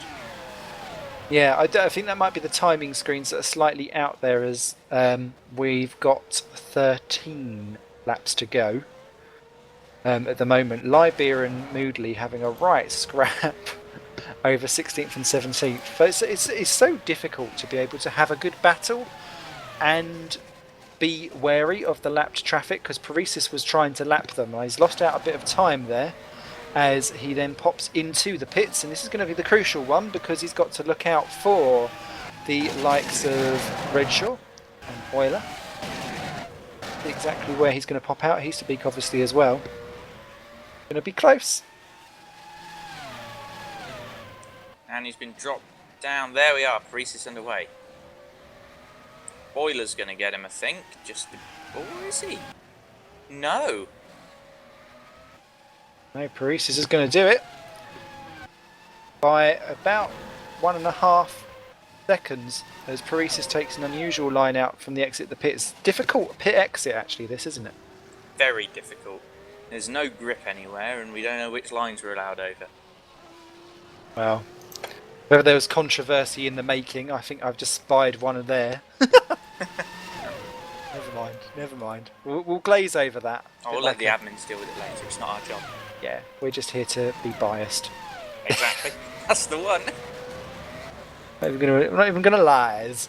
So, Kassa is then 1.3 ahead of Heasterbeek. Paresis rejoined in 3rd, 6.3 back. So this is still very much advantage Rude at the moment. Then it's Euler, who's just a further 1 second back from Paresis, who is managing that gap just about. Redshaw must be thinking, oh god, and Kenny Lybeer is retired with brake failure. So, set up problems for the Colonel? Potentially. Well, if it's one of Scott Bennett's old sets, then they're in dire trouble, but... just because he runs extremely aggressive brakes, and when the heat is this high, you just can't. You need huge brake ducts. You can run the brakes aggressively, but you need cooling, and I imagine that there just wasn't any. Maybe something for Morris to look out for if he's on the same setup. Yeah, that's what I was just thinking, because we've seen Lybeer. I could see him going off a few times, and I just thought, oh, it's all gone to pot now. You know, when you've had that moment where it just goes past jelly, and you just go, ooh. De Vos and Schroten back at it again for 10th and 11th positions. So great scrap for them. Schroten had the better of De Vos until he had that spin on the exit of the final turn, and they're in reversed positions because last time they were battling, Schroten was on the option prime tyre and De Vos was on the option, and now it's vice versa. So they seem to be magnetised by each other at the moment. Kassa is pulling away from Heasterbeek. No, Kasser on lower fuel though, I think. He hasn't pitted yet. No, he hasn't.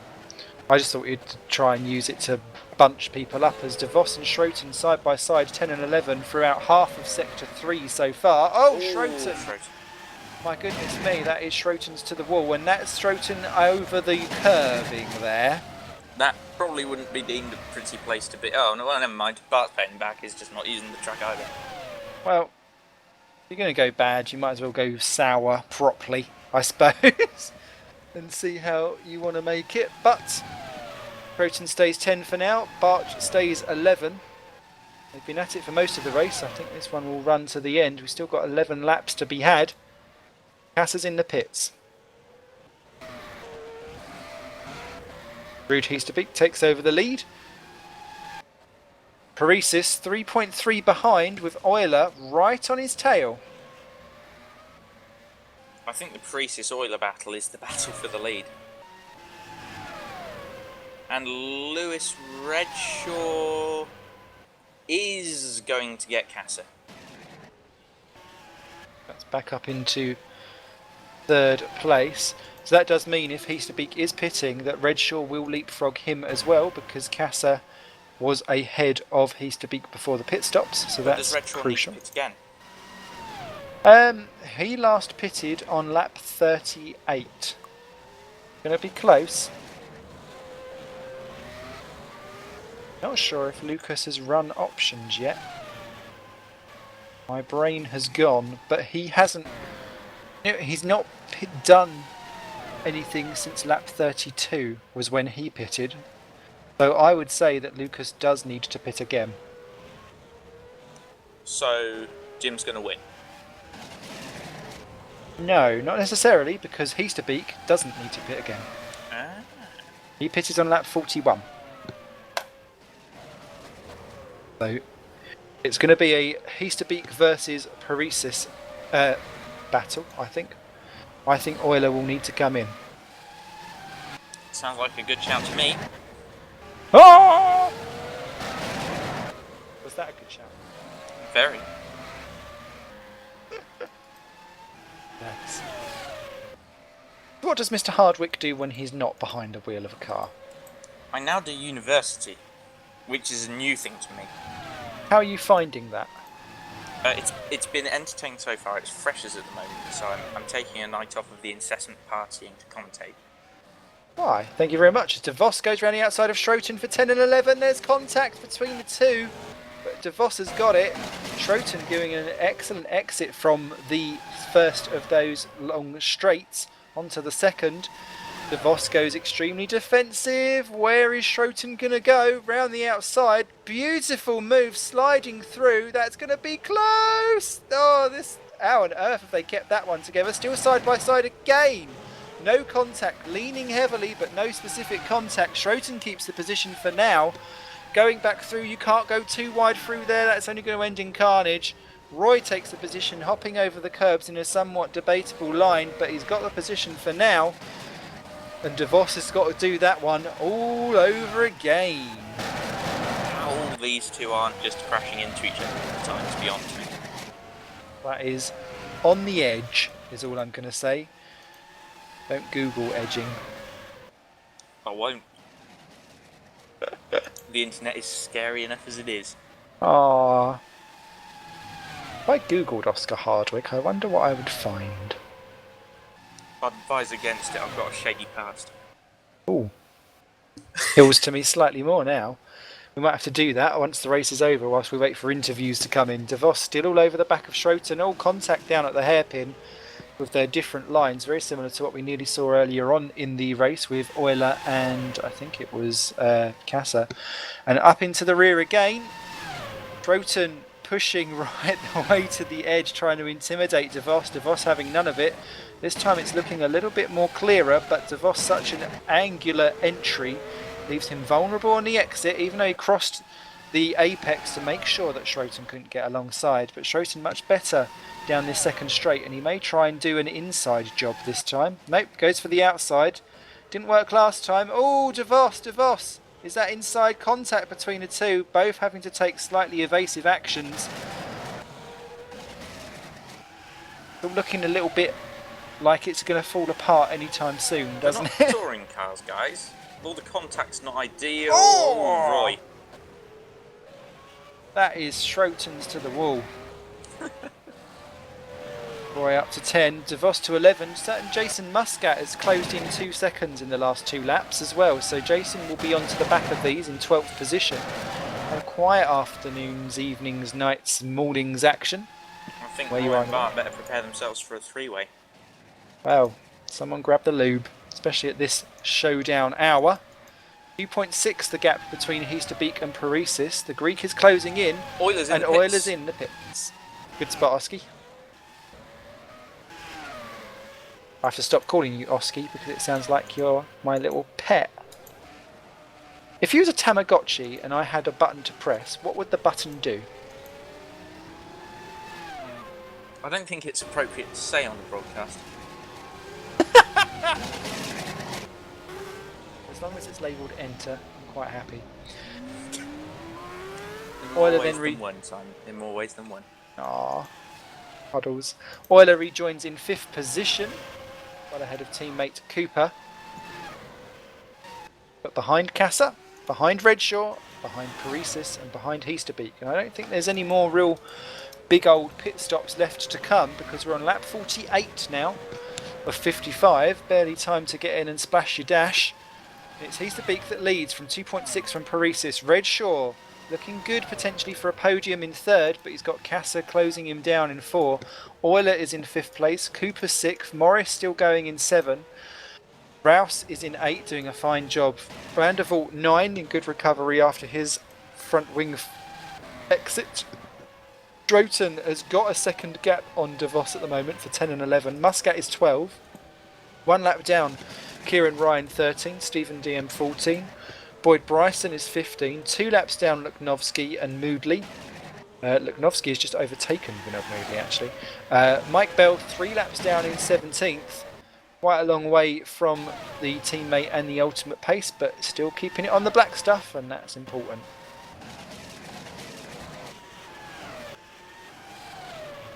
Indeed.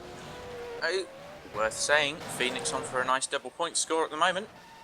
Yeah, and when you think that they were effectively the second last team to score points this season, the fact that they've been slowly building up a little mini points haul and now are 10th in the constructors with 34 points, been a little burn in the second half of the year to really push that on, because they've leapfrogged Constant as they fell away, Halcyon who have pulled out from the season, and ST who have really had to rely on Harley Hamnet to score all their points.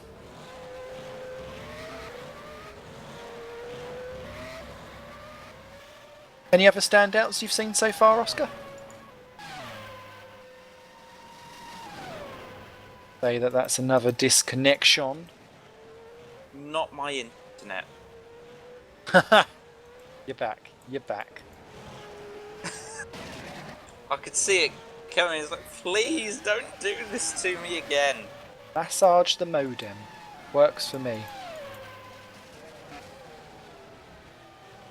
So I'll say that again, Oscar. Any other standouts that you'd like to give a shout out to or a mention? In a completely non-biased way, Lewis Redshaw. Okay. Why? Just because, you know, he's had stunning pace recently. The last few rounds has been the guy that everyone said, well, the only person that's had an answer for Torrent in terms of pace in qualifying or whatnot has been Lewis, and it looks like he's in the process of putting it together at the moment. And it's something that everyone, you know, in the GPVWC paddock has felt coming for a while, and it would be very important to Lewis and myself and everyone else involved with Hawkeye if, you know, this actually finally came off for him and he got what he was after, which is that all-important podium. And how important is it for you as a driver to have knocked that one out, so to speak? It's incredibly important. Anything that's a confidence boost is important, and also bear in mind that whatever position you run around in, it's the position in front of you that you yearn to be in every single race. Rouse in from 8th position. Very late stop there from the Woods driver. That could very well gift 8th position to Tom Vandervoort, because he's coming around the last corner now. Rouse off and away again. It's going to be close between the two, but the Nijo Racing driver may well net himself a top 8. It's going to be very tight, but he's got it. Rouse is coming up over the edge of the hill. Tom is at full speed and nips out just ahead. Beautifully done there from the Nijo driver, and Rouse unusual late stop onto the hard tyre, the option tyres. I wonder if that's a slight strategy call.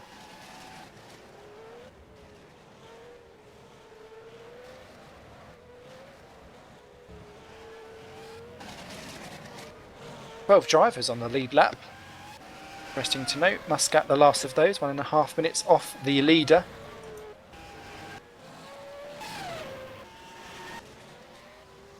Euler and Cooper only 6 seconds apart as well. That's quite an interesting thing to note. And Morris, despite losing that front wing, only 36 seconds off the lead. So you kind of think, what could he have had a part to play in? As someone's off. Oh, it's Rouse has got round Vandervoort for 8th position. Beautiful move there down. Whilst they were busy lapping Boyd Bryson. So all getting busy, and Rouse retakes his 8th position, which is kind of where he's going to finish anyway. So that's a good recovery and a net save for the Woods Racing team.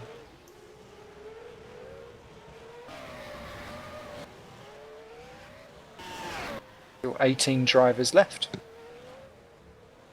Ben Warren, David Junt, Harley Hamnick, Dale Carrick and Kenny Lybeer, your retirement so far. As we head into the final 4 or final 5 laps. Rude still 2.6 ahead of Paresis. That gap staying steady, but Easterbeek's tyres are older than Jim's. Remains to be seen in the last 10% of this race if that's going to mean a swing in the order of the world, as Bart de Vos is off the track. Oh no, it's Tom Vandervoort who's come into the pits. That's why. Tom, a very late entry, and I think he's gone over the white line on the pit exit. It looked very close on my view.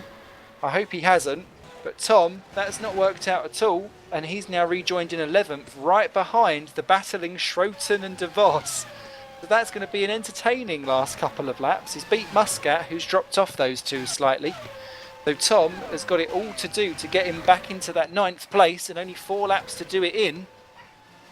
Paresis takes a 10th out of Easterbeek in that split, and Tom's run off wide and missed that first chicane. That will say lap warning, lap cut. Petacasa. Ooh. Petter's got problems. That's an engine blow, I think. Petacasa is retiring from the Abu Dhabi Grand Prix in the Torrent Motorsport, just shy of the podium. Now he'll be shy of points and everything. The car grinding to a halt. I wonder if he's just done a dodgy downshift and bulked the engine. This is absolutely drama. Llama incorporated here. So Vandervoort apparently has a brake issue. I wonder if the damage from the first few laps has just pulled the car off and out. So Vandervoort suffering with brakes. Petacasa has blown up. It is all change. Engine failure with 4 to go. So what does that say then for Easterbeek, who is leading this race, who can't afford to turn down any settings on boost or anything like that, or even to kind of gently drive the car home, because Paresis is pushing him every step of the way. Redshaw in 3rd now can breathe a sigh of relief. He's got 10 seconds over Euler and Cooper. Morris now in 6th position is thinking thank God for that. Rouse up to 7, Schroten to 8, de Vos to 9, Vandervoort not closing them down in 10th. Muscat's now 11. Kieran Ryan will go to 12, GM to 13, Bryson to 14, and Pavel Luknovsky, despite having what is quite possibly one of the most incompetent races I've ever seen him drive, as he nearly bins it actually in turn 3, is going to potentially pick up a final point. 15th, although he's got to watch out because Moodley's only a couple of seconds back from him. Bell will move into 17th, only 2 more to explode, and he could potentially get points as well. At the moment, I'm sitting here and just telepathically telling Lewis to back off. Just cruise it home. Bless. Bless, bless, bless. I want drama. Well, you got it. I You had a torrent blow up. They're allowed to moan about their engines now. I'll listen to it. Yeah, that's allowed now. So we're wondering if that may be because he got such a whack up the rear down at the first lap collision that really has left Casa wanting for the rest of the race because it's been such a drama. Muscat goes a lap down. Just from damage. It was on acceleration, apparently. We've just heard from Casa, from the team boss Simon Melhuish. He had 32% still left on the engine to go. So it was just literally damage problems. So it was battle damage. Yeah. As it were. And taking a hit like that early on, it was impressive Petra kept it going, to be fair. I was surprised he did, and it's one of those unfortunate things. Sometimes you can just get hit a bit funny and it does your car in. It wouldn't surprise me if Van der Voort's brake issues as well are from maybe all the contacts he's had. That big one with the wall early on. Yeah. So it's all interesting stuff. Jim Paresis coming round to pop a lap on Jason Muscat. Tom Van der Voort has gone a lap down too and has dropped behind Muscat. Tom limping round with brakes that have gone, basically. He's just not stopped there. That car is not stopping. No, he has gone. He came into the pits for what I think was a tyre change, which is what you kind of always do when you start to think, oh, the brakes are going, I'll change the tyres, that's going to help. Now it's just going to have to be feathering on the gear changes and stuff to just try and bring it on home, because there's points to be had for Tom if he can, but he's just got to be very careful and just drift the car round. Kieran Ryan, DM and Bryson may well get him. Luknovski's a further lap nearly back, so he's got to be okay. Starting off then on the final lap for Ruud Heesterbeek, the gap is 2.2 seconds, and it's Tom's front left brake that has disappeared from view and exploded, unfortunately for him. He can still make it though, potentially, if he just got to be good. Stephen DM has pulled off the track in 13th position in the Nord Zone. It is all kicking off here. The heat is really taking its toll on the drivers. DM out. Is that engine failure as well? I think so. So he was Jordan's involved. not been handing out setups again, has he? Who knows? So all eyes are focused as Paresis pops a lap on Muscat. Will the Nijo make it home fine? Will Paresis be able to capitalise on it? The gap now 1.7 seconds. So Ruud clearly backing off some degrees. Redshaw, Euler, Cooper, Morris, Roush, Schroten, De Vos and Muscat, your top 10. Depending on how Luknovski deals with it and Moodley, they may well end up in the points, amazingly. Ruud just coming through these last little few corners. We think Ruud is in trouble with brakes too, because he's missing apexes. The Nijos are really on the limit now. Round the triple apex. I love that corner, can't do it for Toffee. In this last flowing, weird Monte Carlo gone wrong sector. Last couple of corners. Paresis edges in ever closer. One more to go. Do not do it wrong here.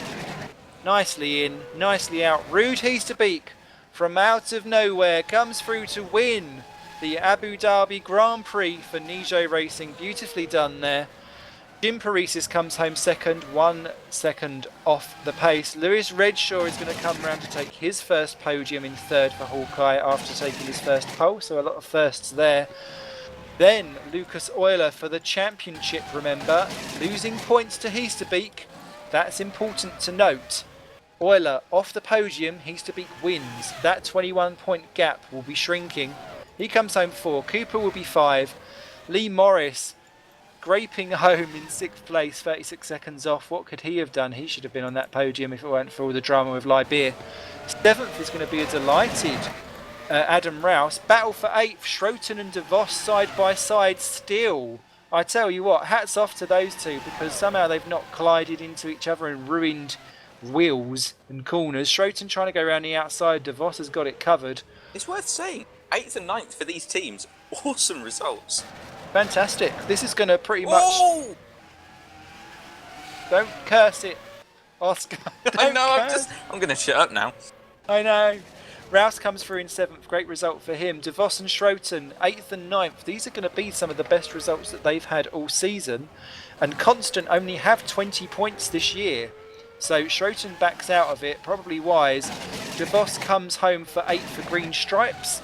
That's going to add quite a consistent amount of points to their tally. Boyd's engine's gone. Has it? I don't know. He's crossed the line. We're okay. We're okay. Schroten grabs 9. Muscat grabs 10. 1 lap down. Vandervoort 11. Kieran Ryan will be 12th for Phoenix ahead of Boyd Bryson. Double points finish for them. Luknovsky 14. Vinod Moodley 15. 2 laps down and a point for Moodley. Only his third of the season. For GSR. I know, it's all gone wrong for everyone. Then Stephen DM retired with 1 lap too late. Early, sorry. Comes home 16. Mike Bell classified 17th. 3 laps down as the last actual finisher. Then your retirements, the shock Petacasa with the engine failure, Liebeer with brake failure, then the crashes of Carrick, Hamnet and Junt for Ben Warren's old disconnection. What did you think of that? Hold up, me and Lewis were just gushing to each other quietly behind the scenes. Oh please, get a room. Get a room. Well, he has. He's gone into the interview. He's got his podium just having an interview. The drama dilemmas. So, great stuff from Heasterpeak. And what that does is utterly push open the championship, and hopefully we'll get them in to talk about it, because with the races ticking down, that championship gap has very much ticked down after today. So that really was goal for Heasterbeek.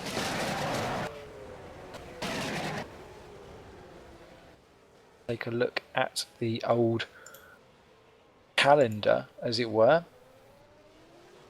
So that was Abu Dhabi. We've only got 2 left to go. Japan on the 10th of October and the Brazilian Grand Prix on the 24th. I have a funny feeling that the title will go down to the wire. And it's going to be very much up to these last couple of races to see how that decides to be. I'm going to shush now because I feel that there's going to be a little bit of on-air romancing going on here. Oscar, take it away. There's going to be some real man love. Yay! Yay! Stop sausaging We it. did it! I can't believe we've done it. We did it! We actually did it! Oh, it's fantastic. User was moved to your channel. Finally! Yep. So, being a proper commentator here, 3rd place man Lewis Redshaw for Hawkeye, how do you feel after that one? I can't even begin to explain. When I saw Petter coming out of the pits and he 2 seconds behind on options, I thought I won't be able to hold him off. Then he started to pull away. All race we were having engine issues. I was way above the wear rate. And then obviously Petter's engine went, and then Tom Vandervoort's brakes went on the rear, and he was running the same disc size as us. So, and I don't know how slow my last lap was, but it was pretty damn slow. Yeah, I was willing you on to back off because you had plenty of time. Yeah, I was on boost 1 for that last 5 laps because I just didn't want it to go. I didn't even touch the shift lights at all. Not only that, but looking at it from a point of view for the team's championship as well, it's Nordschen that Hawkeye are currently trying to chase down. And Nordschen had an atrocious day. I think they got 2-3 points, I think. Whereas you've just gone and got yourself a haul of 18. Yeah, well, I mean, we're pretty close to them now. I haven't had a look, obviously, but I'm imagining we're nearly there, so that's fantastic, obviously. Hopefully we'll be able to get them in the last couple. But, I mean, I always said I wanted to get a podium for Hawkeye, so I managed to do it, so I can't believe it. Fantastic job. Brilliant work on the alternative strategy as well. 1 more stop than everyone around you. And that really seemed to pay off at the end because it did put you in a decent position. Yeah, I mean, everyone was laughing about it, weren't they, before the start when I said I qualified on options, but pulling out that gap of 10 seconds, I mean, it was crucial to get past Jim again after he got that awesome start because I needed to pull a gap. So I managed to do that, and it just all worked so brilliantly. So thank you to you, Oscar, on a personal note for that setup because it was fantastic. And it's good that it worked, and it's obviously good for you, good for the team on the whole, that you've gone and got a result such as that one. And really showing all of the talent that people have been speaking about you recently, saying you're the only person that could really shine a light to Torrent, and today you were one of the people that did. So fantastic work, really, really good race. And hopefully you can replicate it again before the end of the season. Yeah, hope so. Thanks, man. Great stuff there. Congratulations, Lulu.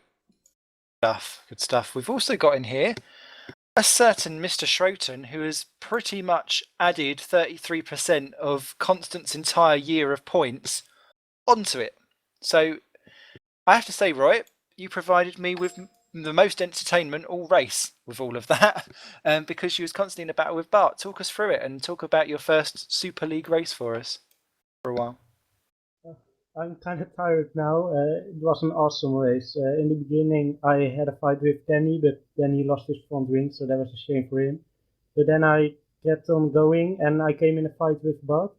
And on the prime seemed to be faster than the options, but I thought that I could do the last stint on options, but I think it would be better if I had done it on primes.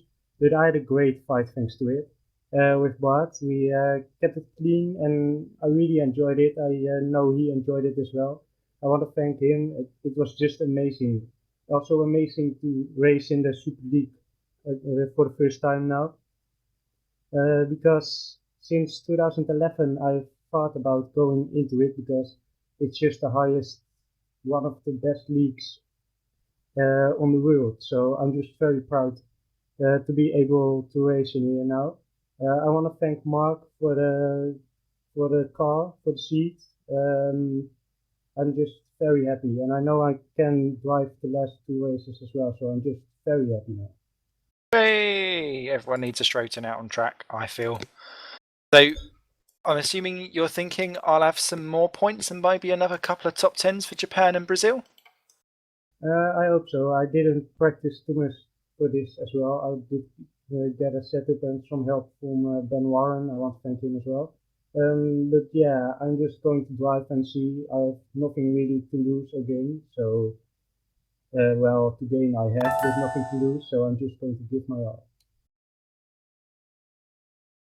Great stuff.